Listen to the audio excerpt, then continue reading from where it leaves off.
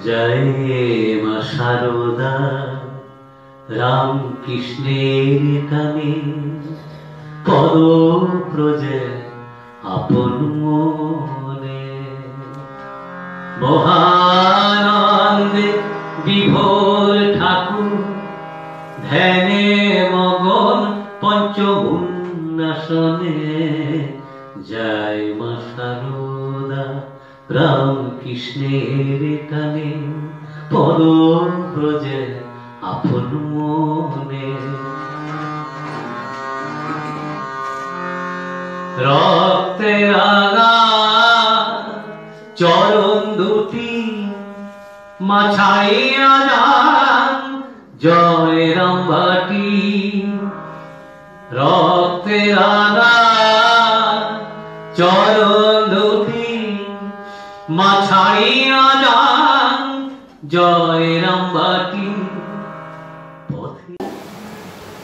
উপস্থিত শ্রোতী মণ্ডলীকে আজ বড় শুভ দিন। আজ নীল পুজো আর অন্নপূর্ণা পুজো, অর্থাৎ শিব আর শক্তি যুগলে প্রকাশ। আজ আমরা যে বিষয়ে আলোচনা করব সেটি হল কল্পতরু মা শারদা।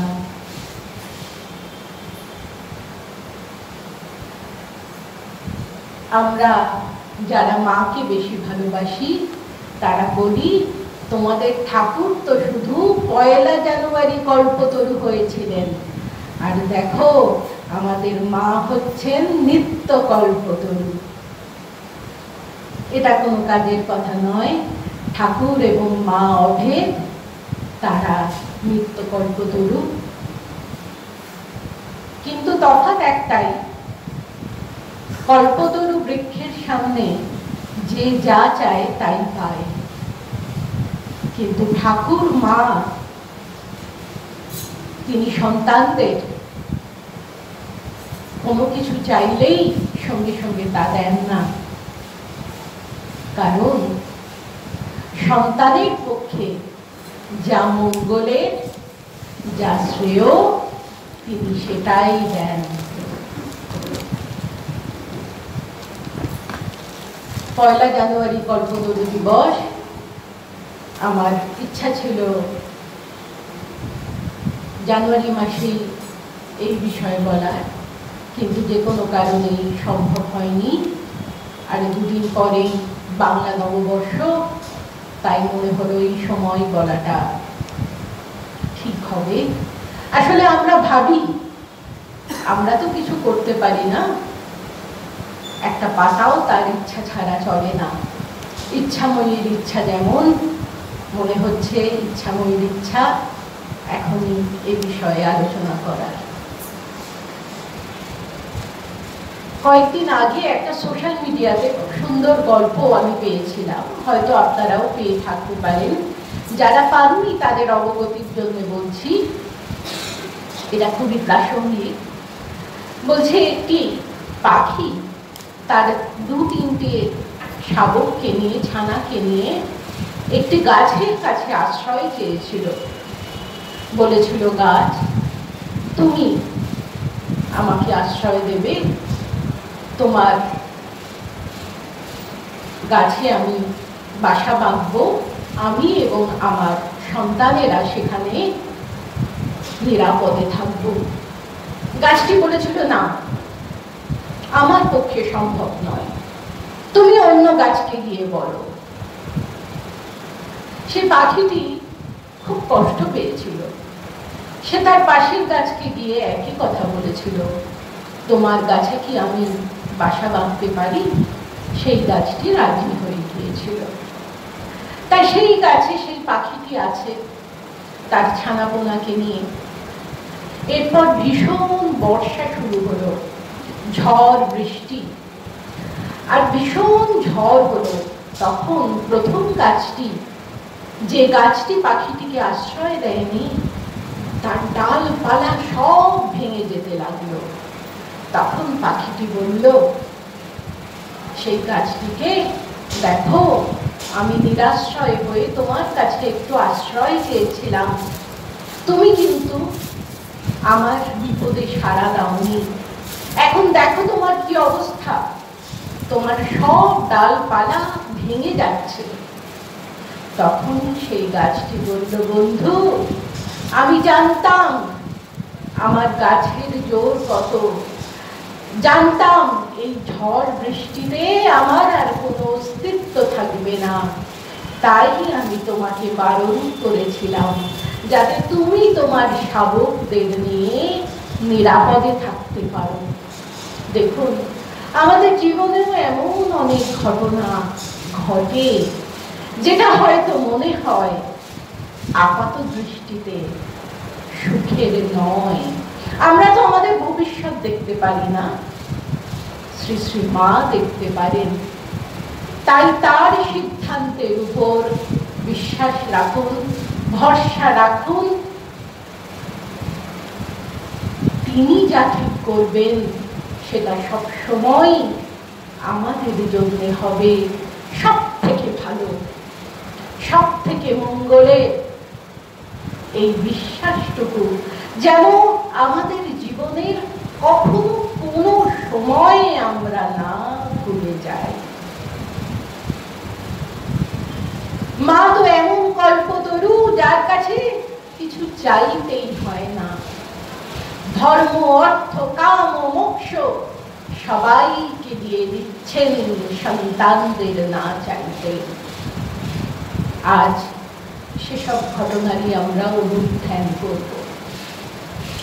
শ্রী শ্রী মা যখন আছেন কোঠারে, তখন তার সঙ্গে ছিলেন আশুতোষ মিত্র। আপনারা জানেন ত্রিগুণাতীতানন্দজির ভাই। তিনি কিছু বছর রামকৃষ্ণ মিশনে ছিলেন, তারপর চলে যান। তিনি মায়ের সেবক ছিলেন এবং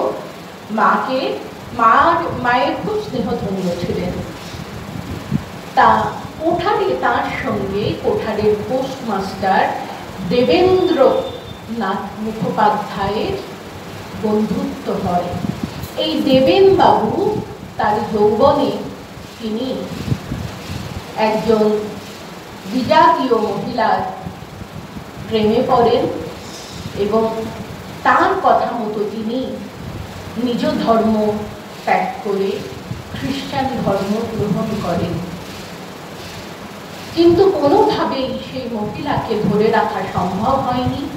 তিনি চিরকালের মতো দেবেনবাবুকে ছেড়ে চলে যান। দেবেনবাবু পরবর্তী সময়ে তার যখন বয়স বাড়তে লাগলো, তখন তিনি অনুতাপের অগ্নিতে দগ্ধ হতে থাকলেন যে কিছু মোহের বশে আমি কেন এমন ভুল করলাম। তখন আশুতোষ মিত্র মায়ের কাছে তাকে নিয়ে এসেছিলেন। শ্রী শ্রী মা তাকে সধর্মে ফিরিয়ে আনলেন। আপনারা জানেন কোঠারে বলরাম বাবুর জমিদারি, আর বলরাম বাবুর গৃহদেবতা হচ্ছেন শ্যামচাঁদ।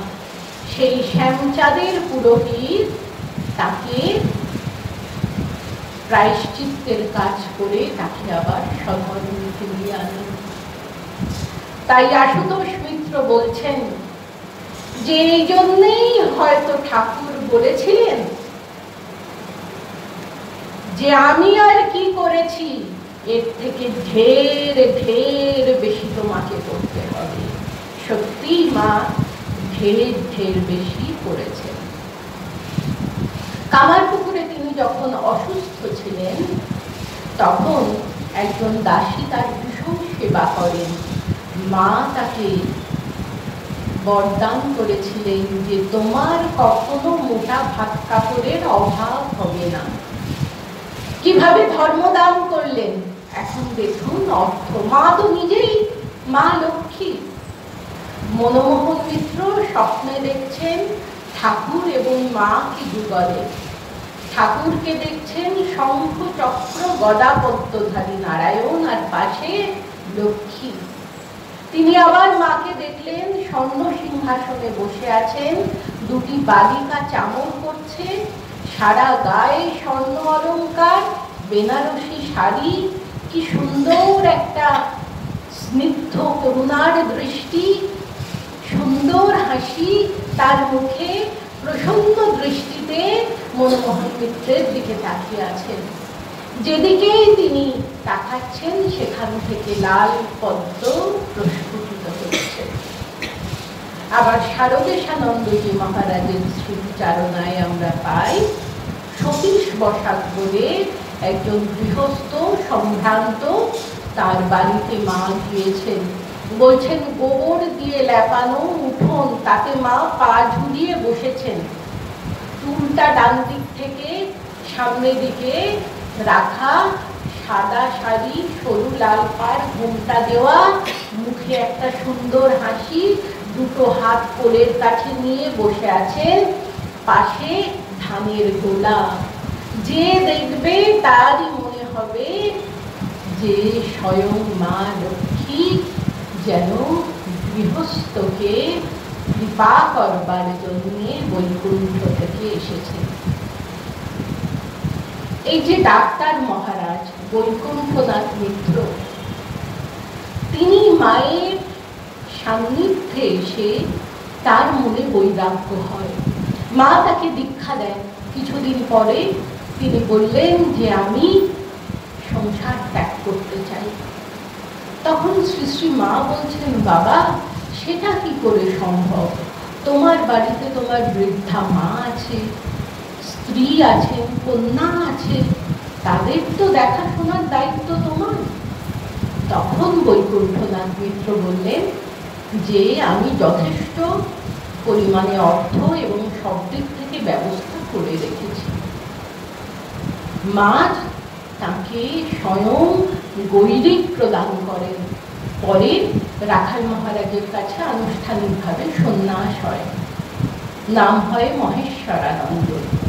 তা যখন তার পরিবারের লোকজন শুনল যে তিনি সন্ন্যাসী হয়ে যাবেন, তারা তো এসে মায়ের কাছে কেঁদে এসে পড়ল, তার মা, তার বউ, তার মেয়ে। তখন শ্রী শ্রী মা তাদের বললেন যে দেখো বাবা, দেখো মা, আমার ছেলে তো তোমাদের জন্য যথেষ্ট ব্যবস্থা করে রেখেছে, সে তার কর্তব্য করেছে, এবার তোমরা তোমাদের কর্তব্য করো। অর্থাৎ তার কর্তব্য সে করেছে সংসারী হিসাবে, এখন সে সাধন পথে যেতে চায়, সন্ন্যাস নিতে চায়, তোমরা তোমাদের কর্তব্য করো, তোমরা সেখানে আর কোনো বিঘ্নের সৃষ্টি করো না। মায়ের কেমন বিচার দেখুন, এই ছোট্ট ছোট্ট ঘটনায় তার যে কি অপরূপ দৃষ্টিভঙ্গির পরিচয় পাওয়া যায়। তখন বৈকুণ্ঠনাথ বাবুর স্ত্রী তার সমস্ত গয়না মাকে দিতে চাইলেন যে আমার স্বামী সন্ন্যাসী হয়ে চলে গেছেন, আমি এসব গয়না নিয়ে কি করব? মা দেখুন সঙ্গে সঙ্গে বলছেন, ওই যে বলছে মা ছিলেন ঘোরতর সন্ন্যাসী আর মনের অন্তরে ছিল তার সন্ন্যাস। তার মন কখনো বিশুদ্ধ চক্রের নিচে নামতো না। তা মা তখনই বলছেন যে এগুলো কেন তুমি নিয়ে এসছো? সে তার ভাবে আছে, তোমরা তোমাদের ভাবে থাকো। অর্থাৎ সে সাধন পথ বেছে নিয়েছে, সাধুর জীবন বেছে নিয়েছে, কিন্তু তুমি তো গৃহী, দুদিন পরে তোমার মেয়ের বিয়ে হবে, তখন তো এগুলোর প্রয়োজন হবে, এগুলো তুমি কি করছো? দেখুন এই বৈকুণ্ঠনাথ মিত্র, যার পরে নাম হয়েছিল মহেশ্বরানন্দ, মায়ের খুব স্নেহ পেয়েছিলেন। তিনি বাঁকুড়া মঠ তৈরি করেন, রামহরিপুরের মঠ তৈরি করেন এবং মায়ের আদেশে তিনি এনআরএস থেকে পাশ করা এমবিবিএস ডাক্তার, কিন্তু হোমিওপ্যাথি চিকিৎসা করতেন। আর যারা গরিব মানুষ তার কাছে কোনো ফিস নিতেন না, ধনীদের কাছ থেকে ফিস নিতেন।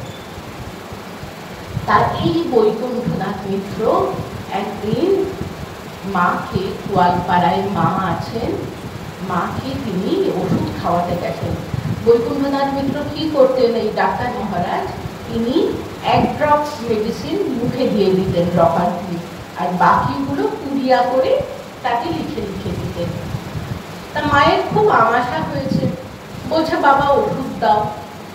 তা এই ডাক্তার মহারাজ যেই ওষুধটা নিয়ে মায়ের মুখের কাছে গেছেন, ভয়ে তার হাত দুটো কাঁপছে, হাত কাঁপছে, তাড়াতাড়ি ওষুধটা রেখে দিয়েছেন। মা বলছেন, কি হলো বাবা, কষ্ট পাচ্ছে, ওষুধ দাও। মহারাজ বলছেন, হেমাদি হেমাদি, কিন্তু মা আমি কি দেখলাম, আমি কি দেখলাম।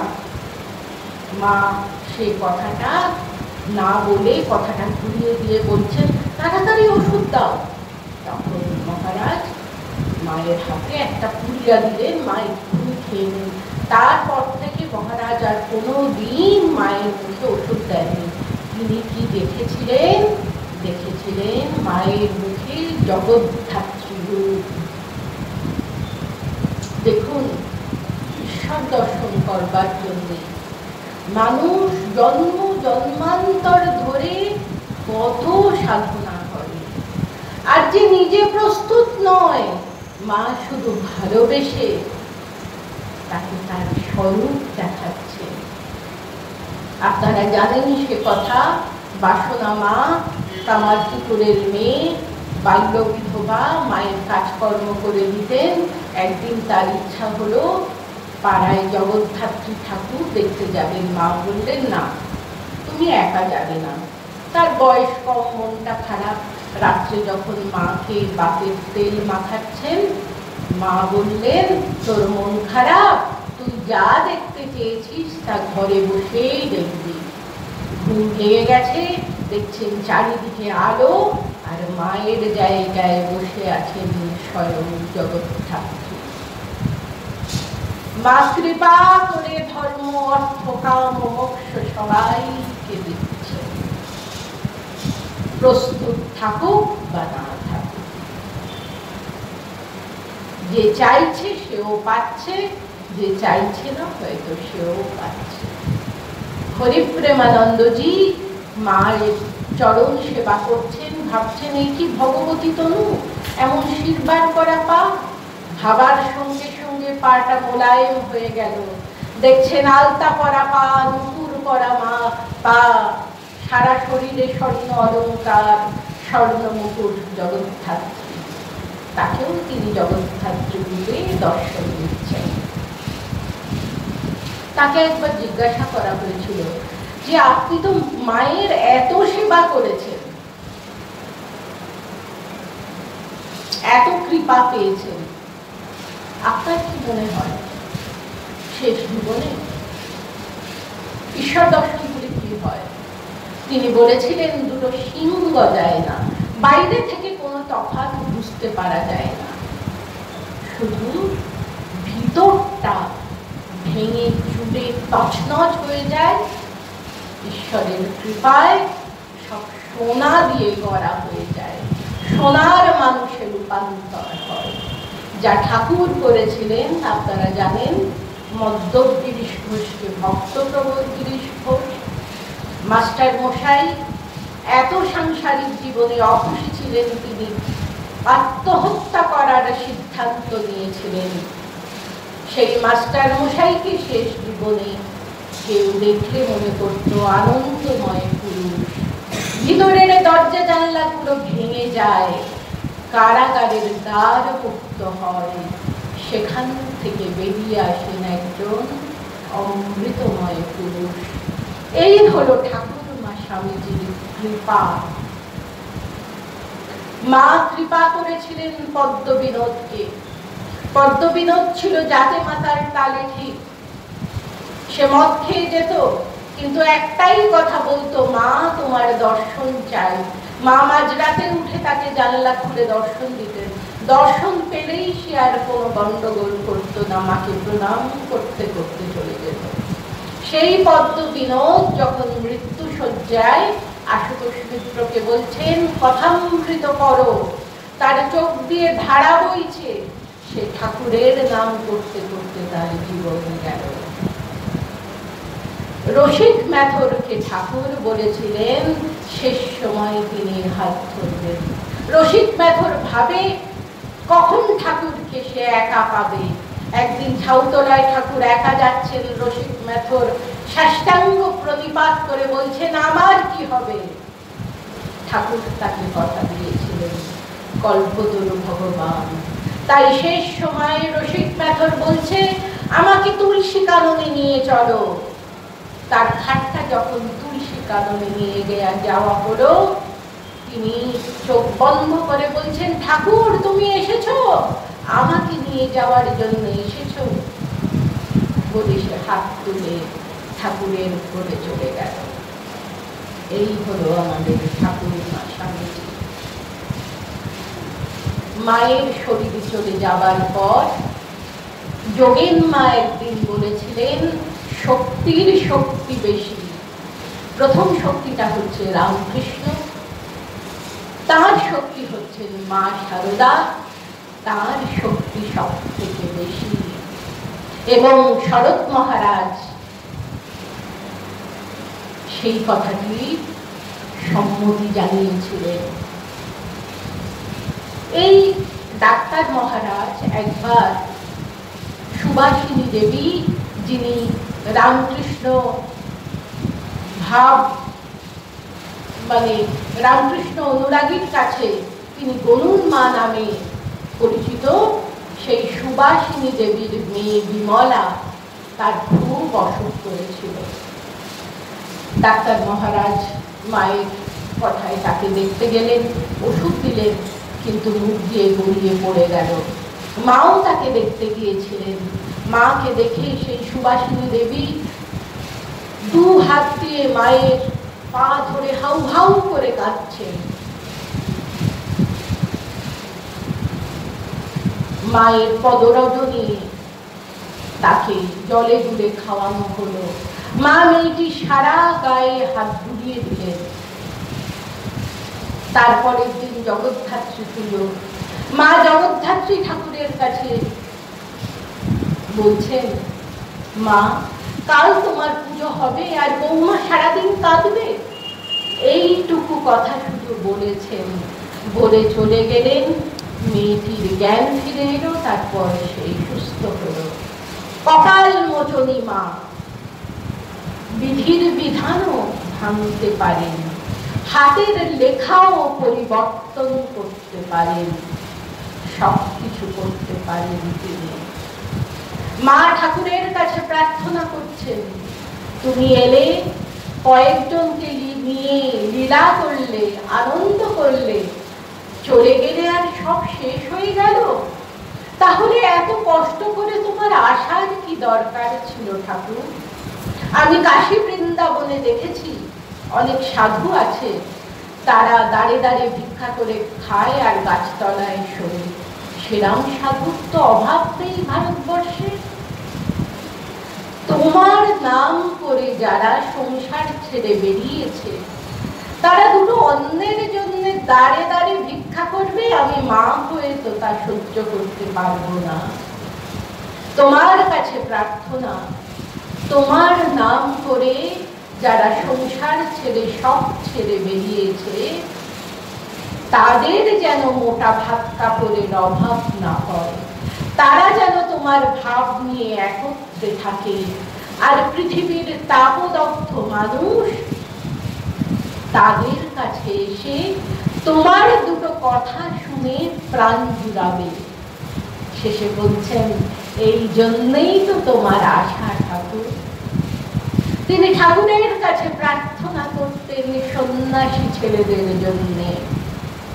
আজ যে রামকৃষ্ণ মিশনের এত প্রচার প্রসার সারা বিশ্বে, সে শুধু শঙ্খ জননী মা শারদার আশীর্বাদে।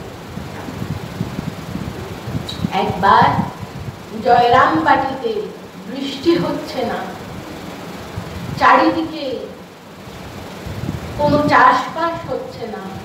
মা গিয়ে সিংহবাহিনীকে বলছেন, মা ছেলেপিলেরা তো না খেয়ে মরবে, তারা এসে আমায় বলবে পিসিমা খেতে পাই না, আমি তো তা সহ্য করতে পারবো না। বলে নিজে গিয়ে ঘরে ঠাকুরের পুজো করতে শুরু করলেন। আর গুড়গুড় গুড়গুড় করে মেঘ ডেকে কি বৃষ্টি হলো। এই হচ্ছে মা।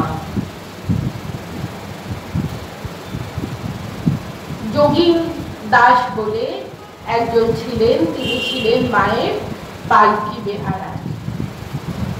সে আবার জেলের কাজও করত, মাছ ধরে এনে মাকে দিত, মা সেই মাছ ঠাকুরের ভোগে দিতেন। আর তার স্ত্রী মায়ের ঘর সংসারের কাজে, যেমন বাসন মাজা, ঘর মোছা, এসব কাজে সাহায্য করত। মা তাকে জেলে বউ বলতেন। যখন সে পালকি নিয়ে দূরে যেত তখন তার বউ মাছ ধরে এনে মাকে দিত। তা মা যখন গোয়ালপাড়া থেকে যেতেন জয়রামবাটি, ওই যোগিনের পালকিতেই যেতেন। এই যোগিনের পরপর দুটো মেয়ে, কোনো ছেলে ছিল না। আর তখনকার দিনে তো জানেন সমাজ কত কুসংস্কারাচ্ছন্ন ছিল। তার সমাজের লোকেরা, আত্মীয় স্বজনরা নানা কথা বলে। যোগিন মাঝে মাঝে মদ খেয়ে এসে বউকে মারত। একদিন সে ভীষণ মারে। পরের দিন তার বউ যখন তার কাছে, মায়ের কাছে এসেছে কাজ করবার জন্য, তখন খুব কাঁদে। মা খুব রেগে যান, বলেন যোগিনকে এক্ষুনি ডেকে পাঠাও। যোগিন এমনি ছিল খুব টাকাপুকো, কিন্তু মাকে দারুণ ভয়, ভীষণ ভয় পেত। দিদি বলত, তা দিদি কিছু বলছেন, বলছে তুই কোন আক্কেলে বউকে এরকম ভাবে পিটিয়েছিস? মা খুব রেগে গেছে। যোগিন বলছে, ও তো তোমার কাছে নালিশ করেছে, কি করব বলো, বংশ রক্ষা তো হলো না, তাই মনের দুঃখে। মা বলছেন আর কোনোদিন তুই বউয়ের গায়ে হাত তুলবি না। আমি বলছি এবার তোদের ছেড়েই হবে। কিছুদিন পর এই জেলে বউ গর্ভবতী হলেন এবং গর্ভ অবস্থায় একদিন সে ছিপ দিয়ে মাছ ধরছে। তাই দেখে একজন ভক্ত বলেছিলেন যে মা এটা কি ঠিক করছে, ও অন্তঃসত্ত্বা এভাবে ছিপ দিয়ে মাছ ধরছে, যদি কোনো বিপদ আপদ হয়? মা বললেন কিচ্ছুটি হবে না, ওদের বর দেওয়া আছে। যে প্রশ্ন করেছে সেও জিজ্ঞাসা করলো না কে বরদাত্রী। বরদাত্রীও কিছু ভেঙে বললেন না। সত্যি পুত্র সন্তান হলো। যোগিন তো দারুণ খুশি, ছুটে এসে দিদি আমার ছেলে হয়েছে। মাও দারুণ খুশি, বললেন হলো তো, শান্তি হলো তো, মানে তোদের এবার শান্তি হলো তো। এই শান্তি মানে পিস। আর সেই যোগিন ভাবলো, তিনি বলছেন যে শান্তি হচ্ছে ছেলের নাম, শান্তি হলো তো মানে শান্তি এলো তো। ছেলের নাম রেখেছিলেন শান্তিরাম দাস। তাই শান্তিরাম দাসের যখন অন্নপ্রাশন হয়, মা তাকে রাধু দিদির স্টিলের বাটিতে দুধ ভাত মাখিয়ে খাইয়ে দিয়েছিলেন। তিনি তাকে রূপোর বালা উপহার দিয়েছিলেন। এই শান্তি এরা থাকতো হলদিতে, পাশেই জয়রামবাটির পাশে। তা সে বলছে, যেহেতু তার বাবা মা দিদি বলতো, মাকে সে বলতো পিসিমা। বলে পিসিমা হলদিতে আসতেন যখন অনেক ভক্তরা আসতো, হলদিতে বড় মার্কেট ছিল, সেখান থেকে কেনাকাটার জন্য। আর মায়ের সঙ্গে কিছু ভক্ত আসতেন, তারা কেনাকাটা করতেন। মা সেই হলদির কালী মন্দিরে বসতেন, সব মহিলারা এসে মায়ের সঙ্গে দেখা করতেন। আর ধান কাটার সময় কিছু মেয়ে শ্রমিকের কাজ করত, তারাও বাড়ি যখন ফিরে যেত মায়ের সঙ্গে দেখা করে যেত। মা তাদের মুড়ি আর গুড় দিতেন। একটি মেয়ে ওই সময় সন্তান প্রসব করে, মা তাকে নতুন শাড়ি দেন। এইভাবে মা, তিনি তো লোকজননী, কেমন ভাবে সবার সঙ্গে মিশে গেলেন এবং সবার মা হয়ে গেলেন। সবার দুঃখ, যা কিছু সুখের কথা দুঃখের কথা মাকে এসে জানাতেন। এই শান্তি বলতো মায়ের কাছে গেলেই মা আমাকে হাত ভরে নাড়ু তারপর জিলিপি এসব দিতেন, তাই আমি আর আমার বোনেরা প্রায়ই যেতাম এইসব খাবারের লোভে। তা একদিন বলছেন আমরা ছিলাম জাতিতে দূরে, আমাদের সবাই অস্পৃশ্য করে রেখেছিল, কেউ আমাদের ছোঁয়া খেত না। মা আমাদের খেতে দিতেন, আমরা খেলে পর তিনি এঁঠো নিজে পরিষ্কার করতেন। তা একদিন বিকেল বেলা সেই শান্তি আর তার দিদি মায়ের কাছে গেছে, মা ভালোবাসবেন, খেতে দেবেন। বলছেন পিসিমা বলে ডাকতেন, বলছেন পিসিমা হঠাৎ উঠে দাঁড়ালেন, আমরা দেখছি এ তো পিসিমার মুখ নয়, মুখটা একেবারে ঢলঢল করছে, যেন ঠিক কালী ঠাকুরের মতো, আর চুলটা কত বড়, যেন একেবারে মাটি ছুঁয়ে যাবে। আমি আমার দিদিকে বলছি পিসিমার মাথায় এত চুল, কি ভয় করতে লাগলো, আমরা ছুটতে বাড়ি চলে এলাম। মাও তাদের কালী রূপে দর্শন দিয়েছিলেন।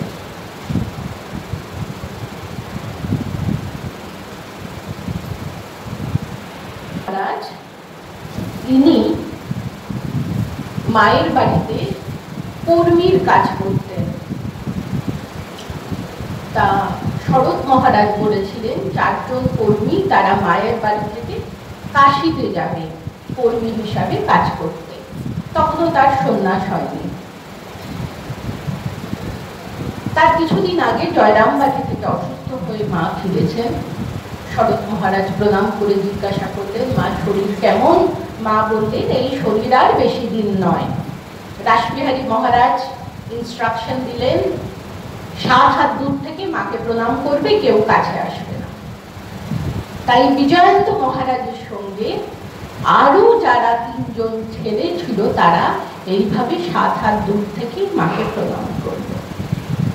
এবার বিজয়ন্ত মহারাজের যখন প্রণাম করার সময় হলো, তার পূর্বাশ্রমের নাম ছিল পশুপতি, তখন হঠাৎ রাসবিহারী মহারাজ কোথায় চলে গেলেন। মা মহারাজ কি বলছেন, পশুপতিকে বলছেন বাবা কাছে এসো। তিনি একটু কাছে সরে গেলেন, বলছেন তোমার নাম পশুপতি, তুমি কাশীতে যাবে? বলছেন মা আমার একদম যাওয়ার ইচ্ছে নেই। বলছে বাবা একটু কাছে এসো। কেন বাবা কাশীতে কেন যেতে চাইছো না? না আমার আত্মীয় স্বজনরা আছে, আমাকে বিরক্ত করবে। একটু কাছে সরে এসো বাবা। না না তোমার কোনো ভয় নেই, কেউ তোমায় বিরক্ত করবে না। আর ওখানে না আমার 2টো ভালো ছেলে আছে, একটা হরি তুরিয়ানন্দ আর একটা লেটো অদ্ভুতানন্দ, কোনো অসুবিধা হলে তাদের কাছে যেও। বাবা আর একটু কাছে সরে এসো। এবার তিনি মায়ের কাছে এসে মায়ের পায়ে 2 পায়ে মাথা রেখে প্রণাম করলেন, আর মা 2 হাতে তাকে আশীর্বাদ করলেন। এই সময় রাসবিহারী মহারাজ ফিরে এসেছেন, বলছেন তোর আক্কেল কি, একেবারে মায়ের পায়ের ওপর গিয়ে হুমড়ি খেয়ে পড়েছিস? বলেছি না 7 হাত দূর থেকে প্রণাম করবি। মা বলছেন কেন তুমি চেঁচামেচি করছো, আমি ওকে দেখেছি। দেখুন মা বলেছেন যার যা ভাব তার তা লাভ, ঈশ্বরের কৃপা লাভ। অবশ্য এইসব কৃপা কখন যে হয় এ তো অহেতুকী কৃপা। ইচ্ছাময়ীর ইচ্ছা যেমন, এটাই শেষ কথা। এই যে শান্তিরাম দাসের কথা বললাম, পঞ্চানন দাস ছিল এই শান্তিরই মতো একটি ছেলে, শান্তির বন্ধু। এই পঞ্চানন দাসের বাবাও ছিল জেলে, আর তারাও জয়রামবাটির কাছেই থাকতো। জয়রামবাটিতে যখন জগদ্ধাত্রী পুজো হতো তারা আমন্ত্রণ পেত। তার বাবা ঘর মেরামতির কাজ, প্যান্ডেল বানানো এসব করত, আর তার মা বাইরে উঠোনটা ঝাড় দেওয়া বিভিন্ন কাজে সাহায্য করত। এমনকি ছোট্ট পঞ্চানন সেও 5 ফরমাস কাটত, এই জিনিসটা একে দিয়ে আয়, এই জিনিসটা এখান থেকে নিয়ে আয়। তাই দেখে মা বলেছিলেন, বাবা এই ছোট ছেলেটাকেও তোমরা কাজে লাগিয়ে দিয়েছো। তারপর মা আশীর্বাদ করেছিলেন, ঠাকুরের কাজ করছেও দীর্ঘজীবী হবে। তাই ৯৬ বছরের এই পঞ্চানন দাস তিনি বলছেন, আমার বয়স ৯৬ বছর, এখনো আমি সক্ষম শুধু মায়ের কৃপায়, মায়ের আশীর্বাদে। এই যে শান্তিরাম দাসের কথা বললাম, তিনি যখন বৃদ্ধ হয়ে গিয়েছিলেন তখনও প্রতিদিন তিনি হলদি থেকে জয়রামবাটি যেতেন আর মায়ের নতুন বাড়ির উঠোন ঝাড় দিতেন। বলেছিলেন, আমাকে মহারাজরা বলেন আপনি প্রতিদিন আসবেন, প্রসাদ খাবেন, আপনাকে উঠোন ঝাড় দেবার কোনো দরকার নেই। বলেছেন, না, আমি যতদিন বেঁচে থাকবো পিসিমাই উঠোনের উপর দিয়ে চলেন, আমি ঝাড় দেব। তা সেই পঞ্চানন দাস এরা ছিল বাগদি। এও খুব অবাক হয়ে যেত যে সবাই আমাদের অস্পৃশ্য করে রেখেছে আর মায়ের বাড়িতে আমাদের অগাধ বিচরণ। আমরা আসছি, যাচ্ছি, প্রসাদ খাচ্ছি, ঘুরছি। একদিন সে মায়ের কাছে এসেছে আর এক ভক্ত অনেক লিচু নিয়ে এসছে। তখন সে মনে মনে প্রার্থনা করছে, মা যদি প্রসাদের সঙ্গে আমায় একটা লিচু দিতেন। এরপর যখন তারা বাড়ি ফিরে যাচ্ছে, তার বাবাকে মা ডেকে বলছেন, বাবা এদিকে এসো, তোমার ছেলের জন্য প্রসাদ রেখেছি। প্রসাদ খুলে দেখলো ৬-৭টা লিচু। মা তো অন্তর্যামিনী, তাকে মুখ ফুটে কিছু চাইবার দরকার হয় না, যে যা মনে মনে চায় তিনি বোঝেন তাই দেন। এই পঞ্চানন দাস যখন ছোট ছিল একবার টাইফয়েড হয়েছিল, জ্বর কিছুতেই ছাড়ে না, ক্রমে অবস্থা খারাপের দিকে যাচ্ছে, প্রায় সংজ্ঞাহীন। এই সময় একদিন স্বপ্নে দেখলেন যে একজন মহিলা এসে তাকে একটা ওষুধ খাইয়ে দিল, আর ওষুধটি খাওয়ার পরেই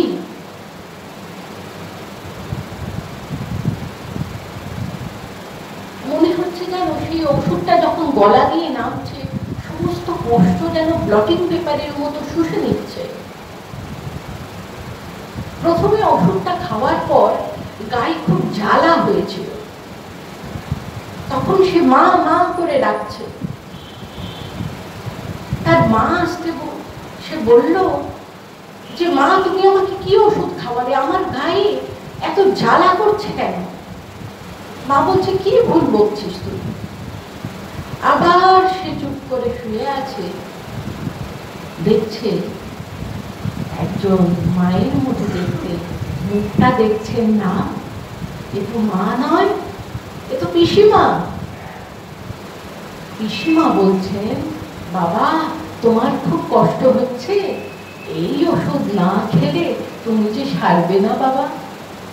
ধীরে ধীরে সব কষ্ট দূর হলো, কষ্টটা যেন কেউ ব্লটিং পেপারের মতো শুষে নিল। এই স্বপ্নের পর সে আবার চিৎকার করছে, মা মা। এবার মায়ের সঙ্গে তার বাবাও ছুটে এসছে, সব কথা শুনে বলছে, এবার তুই ভালো হয়ে যাবি। আমরা তো শুধু গিরিশ ঘোষের কথা জানি। গিরিশ ঘোষের যখন দুরারোগ্য ব্যাধি হয়েছিল, মা তাকে একটি ওষুধ দেন, এবং যখন স্বপ্নে এবং যখন ঘুম ভাঙে সেই অমৃতের স্বাদ তার মুখে। মায়ের সঙ্গে প্রথম দর্শনে তিনি জিজ্ঞেস করেছিলেন, তুমি কেমন মা? মা বলেছিলেন, আমি পাতানো মা নই, কথার কথা মা নই, গুরুপত্নী নই, সত্যজননী। এই ঘটনা তো সবাই জানে, কিন্তু কত মানুষ, অজ্ঞাত মানুষ, তাদের মা জীবন দান করেছে। এ অত্যন্ত সাধারণ একটি বাগদি ছেলে, যেমন মা জীবন দান করেছেন বিখ্যাত ম্যাথমেটিশিয়ান গণিতজ্ঞ কেশবচন্দ্র নাথ। তার বাড়ি ছিল গ্রামে, বর্ধমানের কাছে। তার একটি অসুখ হয়েছিল, অনেক ট্রিটমেন্ট চলছিল, কিছুতেই ভালো হচ্ছেন না। একবার খুব শ্বাসকষ্ট হলো, সবাই বাড়ির লোক ছুটে গেল বর্ধমান থেকে অক্সিজেন সিলিন্ডার আনতে। মনে হচ্ছে এটাই শেষ রাত্রি। খুব কাঁদছেন আর মায়ের কাছে প্রার্থনা করছেন, মা তুমি তো সবাইকে করুণা করো, আমি কি এমনই অভাগা?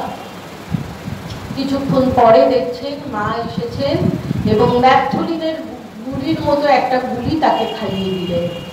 খাওয়ার পরেই তিনি ঘুমিয়ে পড়লেন। সকালবেলা একেবারে ফিট। সবাই আশ্চর্য, অক্সিজেন সিলিন্ডার ফেরত গেল। ডাক্তাররা বলল এটা ঈশ্বরের কাজ, এছাড়া ভাবা যায় না, মিরাকল। তা মায়ের কাছে গুণী ছেলেও ছেলে, সাধারণ ছেলেও ছেলে। আর মায়ের কাছে ছেলের প্রাণের থেকে প্রিয় কি? তিনি এইভাবে জীবন দান করছেন। এই দ্বিজবর মুখোপাধ্যায়, ইনি ছিলেন দিল্লির একটা স্কুলের টিচার, ইংলিশ মিডিয়াম স্কুলের। তিনি একদিন স্বপ্নে দেখলেন শ্রী শ্রী মা, তার এক পাশে জগদ্ধাত্রী, এক পাশে কালী। তিনি বললেন আমি সারদা। তিনি সবার কাছে জিজ্ঞাসা করে করে এলেন জয়রামবাটিতে এবং পথে অনেক পদ্মফুল দেখলেন। পদ্মফুলগুলো নিয়ে যখন তিনি আসছেন মায়ের বাড়ির কাছে, একজন বলল আপনি কি দিল্লি স্কুলের টিচার? বললেন হ্যাঁ। বলছেন আপনি কি দীক্ষা নেবার জন্য এসেছেন? তিনি খুব অবাক হয়ে গেলেন, এই কথা তো তিনি কারোকে বলেননি। আপনি কি করে জানলেন? আমি তো কারোকে বলে আসিনি। বলছে মা বলেছেন, এও বলেছেন আপনি অনেক পদ্মফুল নিয়ে এসেছেন। এবার মাতৃ দর্শন করেই তিনি অজ্ঞান হয়ে গেলেন। যেই তার জ্ঞান ফিরল, মা তাকে দীক্ষা দিলেন এবং মা বললেন, তিনি তার কাছে স্বপ্ন বৃত্তান্ত জানতে চাইলেন। তিনি বললেন তিনি শ্রী শ্রী মাকে কালী ও জগদ্ধাত্রীর সঙ্গে দর্শন করেছেন। মা বললেন বাবা, এই শরীর যতদিন আছে তুমি কারোকে এটা প্রকাশ করো না। চারুবালা সেনগুপ্ত, তার কম বয়সে বিয়ে হয়েছিল এবং বিয়ের কয়েকদিন পরেই তিনি স্বামীকে হারান। পিত্রালয়ে ফিরে আসেন। 2 বছর পরে তার বাবা মা আবার তাকে বিয়ে দেবার কথা স্থির করলেন, কিন্তু এই চারুবালা দেবী বলেছিলেন তোমরা আমাকে আর বিয়ে দেবে না, আমাকে বিয়ে দিলে আবার আমি বিধবা হব। তার মনে খুব অশান্তি, শ্বশুর বাড়িতে নানা রকম অসুবিধা, বাপের বাড়িতে এসে আছেন সেখানেও বিয়ে দেবার জন্য তারা ব্যস্ত হচ্ছে। এমন সময় একদিন তিনি স্বপ্নে দেখলেন একজন মধ্যবয়স্কা নারী তাকে বলছেন তুমি বিয়ে করবে না, বেশ আমার কাছে এসো, বলে তাকে মন্ত্র দিলেন। এবার তিনি কিছুতেই বুঝতে পারছেন না যে রমণীটিকে। শেষকালে অনেক দিন অনেক খোঁজ খবর করার পর তার দাদু বললেন যে তোমাকে এবার আমি নিয়ে যাব বাগবাজারে শ্রী শ্রী মায়ের কাছে। শ্রী শ্রী মা তাকে দেখেই বলছেন তুমি এসেছো, আমি বড় খুশি হয়েছি, বলে আমাকে চিনতে পেরেছো? বলে তার হাতের বালা দুটো দেখাচ্ছেন। স্বপ্নে মা তাকে এই বালা দেখিয়েছিলেন। মেয়েটি তো অবাক। মা মন্ত্র যা দিয়েছিলেন সেটি আবার মুখে বলে দিলেন, কিভাবে কর জপ করতে হয় তাও শেখালেন। তারপর বললেন মা জানবে তোমার জীবনে একমাত্র আশা ভরসা সবকিছু শুধু ঠাকুর, ঠাকুর ছাড়া পৃথিবীতে কেউ নেই। আর আমি বীজ বপন করে দিলাম, গাছ হবেই, ক্রমে ক্রমে সব অনুভব করতে পারবে। মা তাকে বিশেষ কৃপা করেছিলেন। অনুকূল মণ্ডল, ইনি গ্রামে গ্রামে যাত্রা করতেন, যাত্রা করে বেড়াতেন। একবার জগদ্ধাত্রী পুজোয় তিনি জয়রামবাটিতে মায়ের বাড়িতে যাত্রা করতে এসেছেন, সীতাহরণ পালা, আর তিনি সেজেছেন রাবণ। তা পালাটা শুরু হয়েছে, তিনি অভিনয় করছেন, হঠাৎ তার দৃষ্টিটা একটা জায়গায় গিয়ে থেমে গেল। চারিদিকে কিন্তু আলো নেই, কিন্তু মনে হচ্ছে যেন ওর সামনে একটা হ্যাজার্ড জ্বলছে। মুখটা পরিষ্কার দেখতে পাওয়া যাচ্ছে। কার এই মুখ? বারবার দৃষ্টিটা সেখানে গিয়ে থমকে যাচ্ছে। ভালো করে দেখছেন, মুখটা পরিষ্কার দেখা যাচ্ছে। তিনি এই পালার যখন পাঠ মুখস্থ করতেন, সীতা দেবীর মুখের যে বর্ণনা ছিল, হুবহু এই মুখটা তার সঙ্গে মিলে যাচ্ছে। পালা যেই শেষ হলো, সারা রাত তিনি ঘুমোতে পারলেন না। ঘুম ভাঙতেই তিনি ছুটলেন মায়ের কাছে। খুব ভোর, সবে আলো ফুটেছে। একজন ব্রহ্মচারীর সঙ্গে দেখা। ব্রহ্মচারীকে বলছেন, মায়ের সঙ্গে কি দেখা হওয়া সম্ভব? ব্রহ্মচারীটি বলছেন, হ্যাঁ। এমন সময় মা বেরিয়ে এসে বলছেন, কে বাবা? ব্রহ্মচারীটি বলছেন, ইনি পালা করেছেন কাল, সারা রাত ঘুমোতে পারেননি, অস্থির হয়ে এসেছেন আপনার সঙ্গে দেখা করতে। মা বলছেন, কালকের পালাটা বেশ হয়েছে। মা তাকে কৃপা করেছিলেন, তাকে দীক্ষা দিয়েছিলেন। যেমন ডাক্তার এই বৈকুণ্ঠনাথ মিত্র মহেশ্বরানন্দজি, তাকে তিনি গৈরিক বস্ত্র প্রদান করেছিলেন, সেই রকম তিনি গেরুয়া দান করেছিলেন গিরিজানন্দজিকে, বিশুদ্ধানন্দজিকে আর শান্তানন্দজিকে। তিনি গৈরিক প্রদান করে বলেছিলেন, ঠাকুর এদের সন্ন্যাস রক্ষা করুন, এরা পর্বতে গুহায় জঙ্গলে যেখানেই থাকুক যেন দুবেলা দুটো খেতে পায়।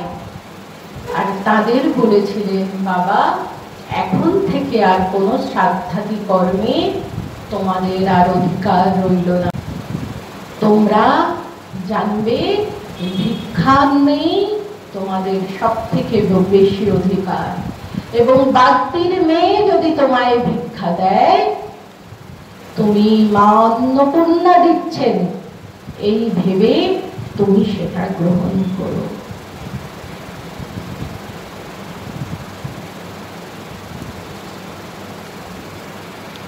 ছেলেদের মা সন্ন্যাস নামে ডাকতে পারতেন না, পূর্বাশ্রমের নামে ডাকতেন। কৃষ্ণলাল মহারাজকে বলতেন কেষ্টনাল। আগেকার দিনের মানুষরা ল কে ন বলতেন।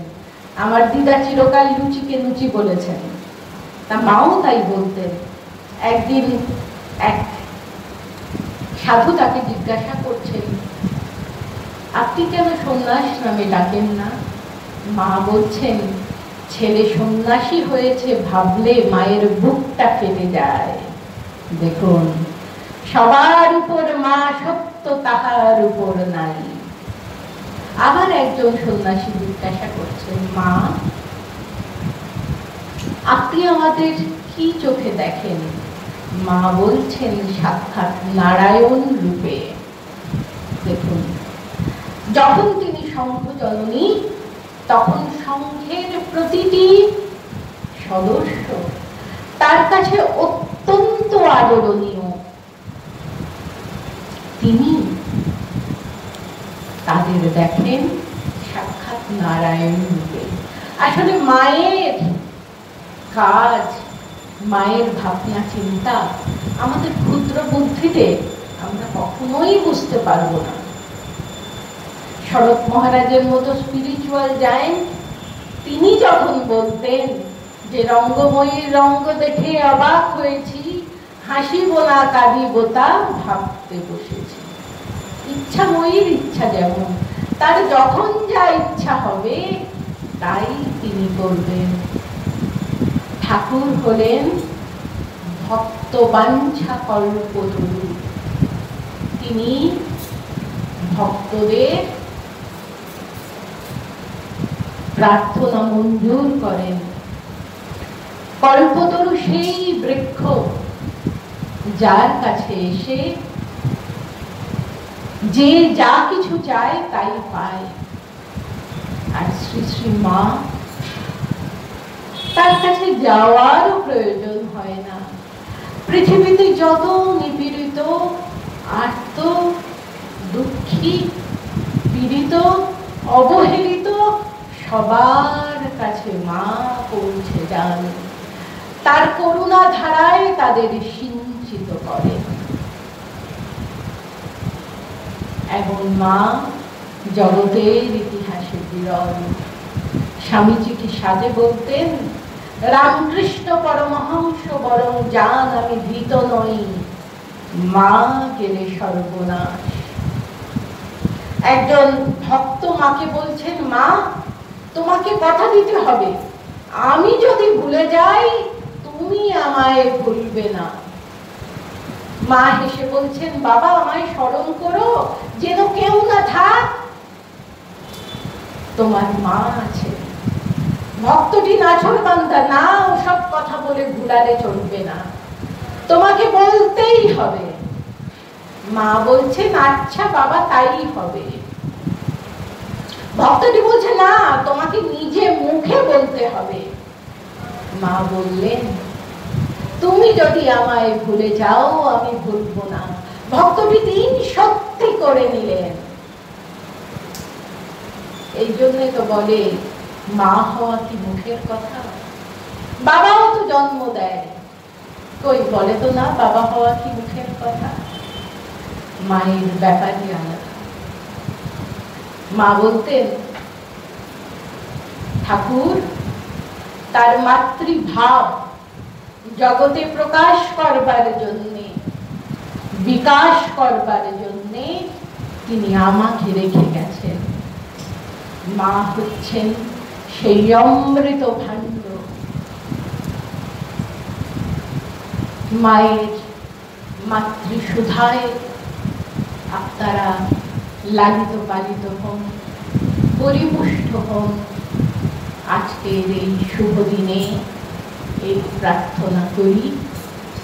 দুদিন পরেই পয়লা বৈশাখ, বাংলার নববর্ষ। সবাইকে জানাই আমার আন্তরিক শুভেচ্ছা, শ্রদ্ধা ও নমস্কার। যেহেতু পয়লা জানুয়ারির সময় ঠাকুর কল্পতরু এই নিয়ে আলোচনা সর্বত্র হয়, তাই এবার আমরা ঠিক করেছি পয়লা বৈশাখের আগে পরে মা নিত্য কল্পতরু এই নিয়ে আলোচনা করব। ঠাকুর আর মা অভেদ, তাদের কৃপায় আপনাদের নতুন বছর খুব ভালো কাটুক। আপনারা শান্তিতে থাকুন, সুস্থ থাকুন, আর আধ্যাত্মিকতায় ভরপুর থাকুন। নমস্কার।